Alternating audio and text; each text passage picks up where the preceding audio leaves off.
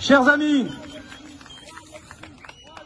aujourd'hui, dans plusieurs villes d'Europe, des gens manifestent au nom de la liberté, vous n'êtes pas les seuls, à Belgrade, à Bucarest, à Vienne,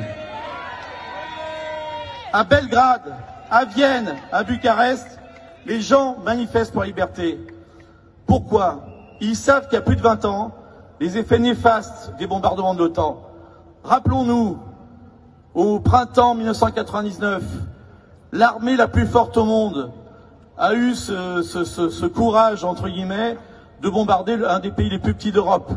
Ça a été pendant 3 mois, à 5000 mètres de hauteur, plus de 20 000 vols aériens qui ont déversé des bombes à uranium appauvri, qui ont détruit un pays entier, la Serbie.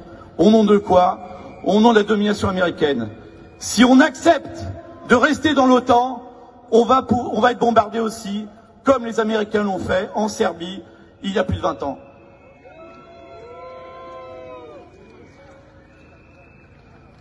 Aujourd'hui même, en Serbie, les gens manifestent, comme nous le manifestons depuis des mois, parce que leur président, qui à cet égard est à l'égal du nôtre, eh bien, au nom de l'Union européenne, s'est soumis.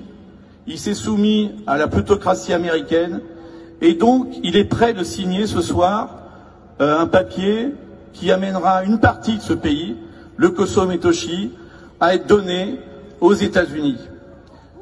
Je ne sais pas si vous imaginez. Si on veut empêcher que ça se passe chez nous, si on veut empêcher que d'ici quelques années, eh bien, comme le Kosovo Metochi pour la Serbie, la Bretagne ou les Pays de la Loire soient mis sous coupe réglée à un pays étranger, il faut qu'on se batte encore plus longtemps. Donc mes amis, il faut absolument vous rendre compte qu'on est un mouvement non seulement patriote, mais européen. Et européen, ça veut dire quoi aujourd'hui? Ça veut dire être fidèle aux valeurs européennes, de liberté, de fraternité et de paix entre les peuples.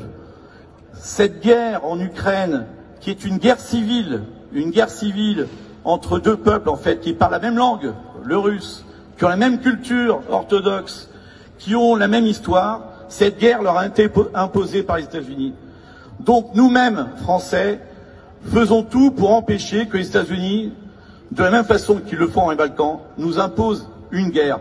Si nous ne faisons rien, si nous ne continuons pas cette lutte, eh bien d'ici quelques mois, ils feront la même chose que dans les pays de l'Est. Donc chers amis, vous êtes porteurs d'un message formidable, qui est celui de la paix, mais de la paix qui défend la liberté, la justice. Je vous remercie et soyez courageux. Quand ça se le bien.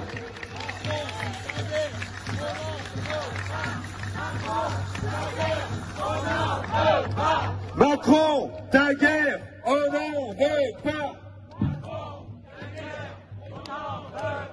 Bravo, bravo à monsieur Alexis Troud et à tous ceux qui se battent pour la paix.